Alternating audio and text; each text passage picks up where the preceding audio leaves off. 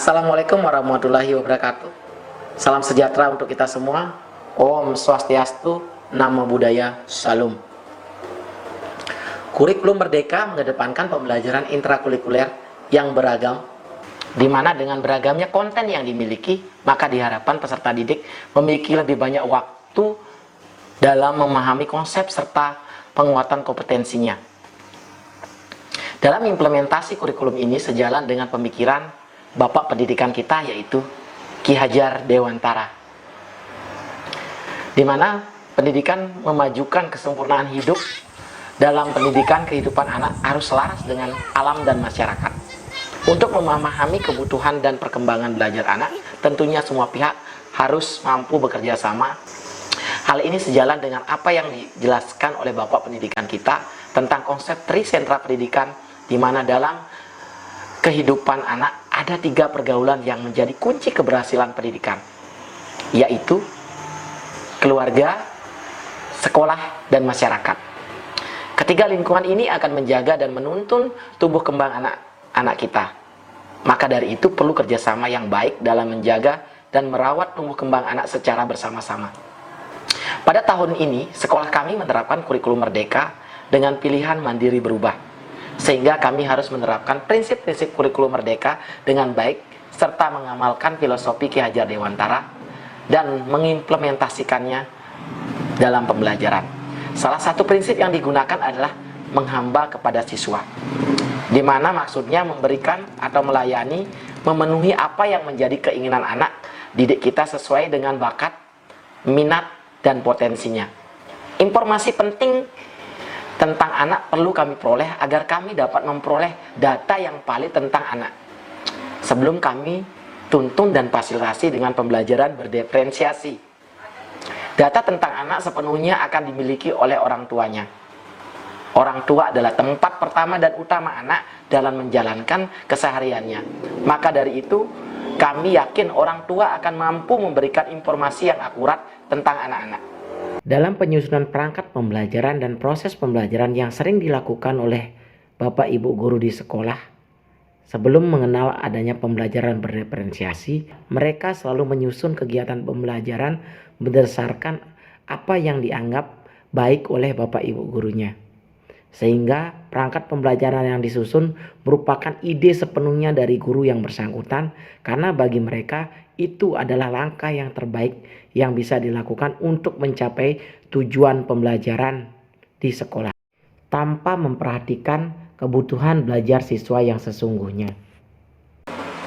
Maka dari itu kami membuat sebuah e-data perkembangan dan kebutuhan belajar anak berupa link Google Form yang akan diisi oleh orang tua siswa tentang data anak yang berkaitan tentang nilai-nilai profil pelajar Pancasila, gaya belajar anak, minat dan kegiatan kemasyarakatan yang diikuti oleh anak-anak mereka, dengan tujuan dapat mengetahui perkembangan kebutuhan belajar anak sehingga dapat difasilitasi kebutuhan belajarnya dengan baik.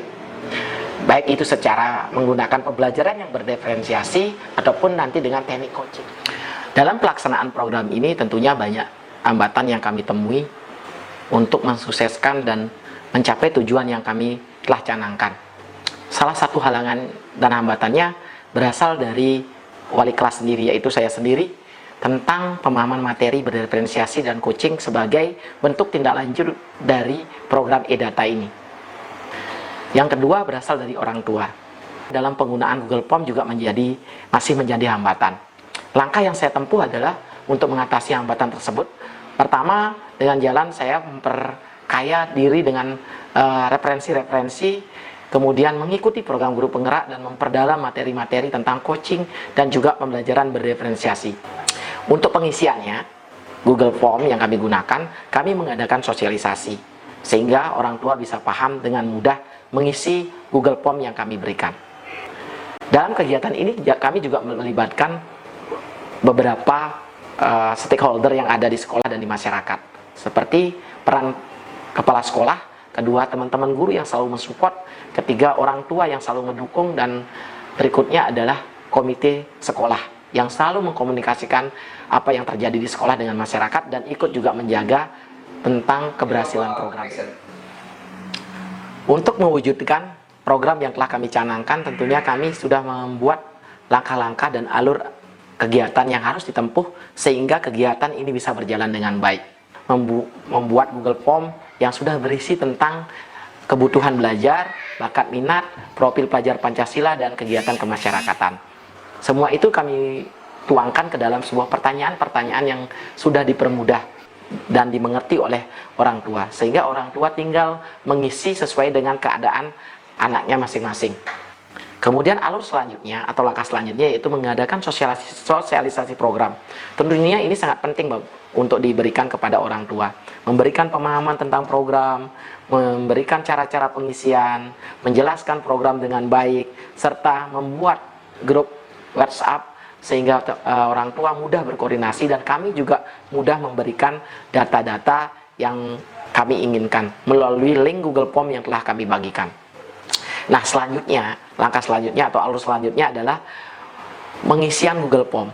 Google Form ini akan diisi 1 bulan sekali untuk mendapatkan data perkembangan dan kebutuhan belajar anak. Jadi orang tua bisa langsung menginputnya dan mengisinya. Setelah mereka mengisi, tugas kami adalah melakukan pengelolaan data. Dari data yang diberikan, maka kami akan mengolah data tersebut sesuai dengan kebutuhan belajar anak tersebut. Kami kelompokkan berdasarkan informasi yang kami terima dari orang tua dan juga informasi yang kami miliki atau saya miliki sebagai wali kelas, sehingga bisa menentukan dan memetakan seperti apa kebutuhan belajar yang dimiliki oleh anak tersebut. Maka kami akan memiliki sebuah data tentang kebutuhan masing-masing anak yang kami miliki untuk nantinya ditindaklanjuti. Nah, berdasarkan data itu kami menindaklanjuti dengan 2 cara. Pertama dengan memfasilitasi pembelajaran berdiferensiasi, yang kedua dengan coaching. Dalam pembelajaran berdiferensiasi yang telah kami petakan, kami fasilitasi tentang kebutuhan belajar, bakat, dan minat. Karena dengan itu kami bisa menyediakan beberapa cara belajar, teknik belajar, dan juga kebutuhan dari masing-masing anak tersebut sesuai pemetaan yang telah kami lakukan. Kemudian terkait dengan profil pelajar Pancasila dan kegiatan kemasyarakatan, kami fasilitasi atau kami tindak lanjuti dengan teknik coaching. Karena dengan teknik ini kami bisa menyadarkan kepada anak tersebut untuk melakukan perubahan diri dan melakukan pengembangan diri ke arah yang lebih baik. Seluruh rangkaian kegiatan program sekolah yang sudah dijalankan mengenai tentang fasilitasi kebutuhan belajar anak melalui peran serta orang tua dengan pemampatan e-data perkembangan dan kebutuhan belajar siswa sudah berjalan dengan sangat baik, sesuai dengan harapan dan tujuan daripada program ini. Kolaborasi yang baik terjalin antara pihak sekolah, orang tua, dan komite dalam upaya memenuhi kebutuhan belajar anak sehingga hubungan kemitraan kami bisa dengan baik dibangun, dan itu sangat penting buat menjaga kepercayaan masyarakat dan orang tua terhadap sekolah. Satu hal yang sangat baik menurut kami adalah dengan adanya program ini, setelah kami membentuk WA group untuk orang tua wali, ternyata sangat bermanfaat. Orang tua melaporkan kesiapan belajar anak-anak mereka setiap saat, padahal instruksi seperti itu tidak pernah kami berikan dari pihak sekolah. Artinya, kesadaran orang tua bisa muncul dengan sendirinya. Para guru juga merespon dengan memberikan rangkaian materi yang akan diberikan di esok harinya, sehingga orang tua dapat mengingatkan dan mengawasi anak-anaknya. Dengan adanya program ini, kami semakin sadar bahwa kami perlu berkolaborasi untuk memfasilitasi dan melayani kebutuhan belajar anak, agar mampu menuntun kodrat siswa menuju kebahagiaan yang setinggi-tingginya. Demikian yang dapat kami sampaikan tentang praktik baik fasilitasi kebutuhan belajar anak melalui peran serta orang tua dengan memanfaatkan e-data perkembangan dan kebutuhan belajar anak dalam pembelajaran berdiferensiasi.